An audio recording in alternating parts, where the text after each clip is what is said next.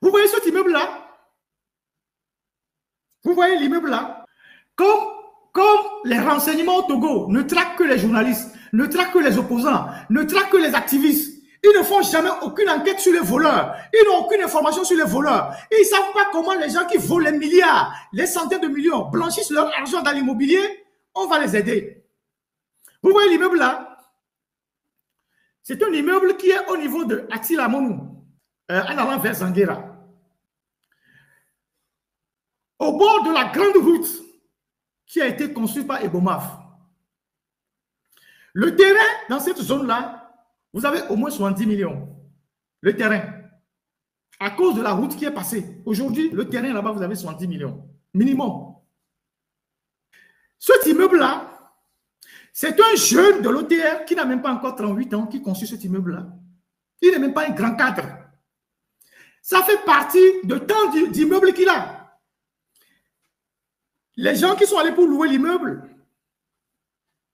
vous savez, nous, on est des journalistes. Comme l'immeuble est en location avec des indicateurs qu'on a eu, on est allé regarder. Et c'est la nuit qu'il vient au chantier. Il a acheté toute une maison. Il a acheté toute une maison. Il a cassé. Et il est en train de reconstruire cet immeuble-là. C'est la nuit qu'il vient au chantier. Je ne suis pas sûr qu'il ait même déjà fait 10 ans à l'OTR. Et ce n'est pas un grand cadre.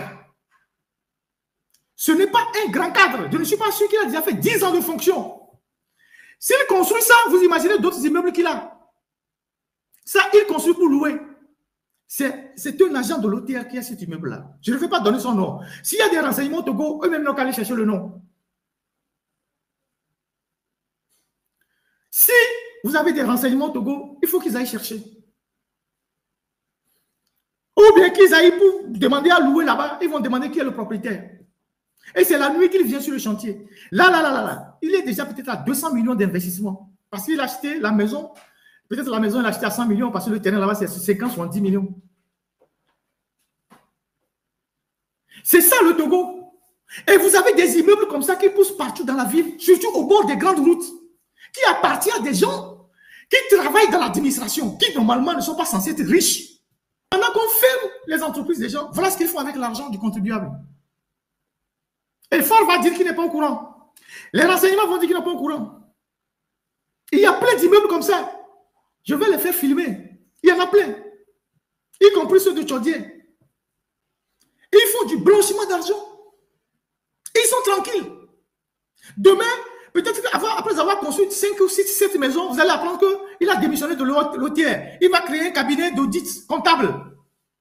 C'est comme ça qu'ils se recyclent. Ils vont à l'OTR, ils se font beaucoup d'argent. Et puis après, ils démissionnent de l'OTR, ils vont créer des cabinets pour accompagner les entreprises dans la déclaration de leur bilan. Comme ça, les gens ne se rendent pas compte que ce qu'ils ont, ils l'ont pris à l'OTR. Il y en a qui ont construit des résidences. Ils ont même construit des terrains de football, gazon synthétique qui louent aux gens, parmi certaines résidences. Acheter des voitures à 25 millions, 28 millions pour aller au champ, les pick-up, en étant fonctionnaire de l'OTR.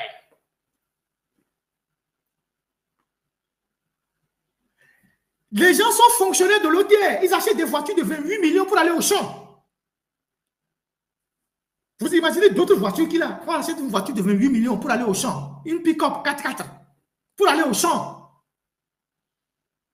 Donc, toutes les structures de lutte contre la corruption au Togo ne sont pas au courant de ça, ces choses-là.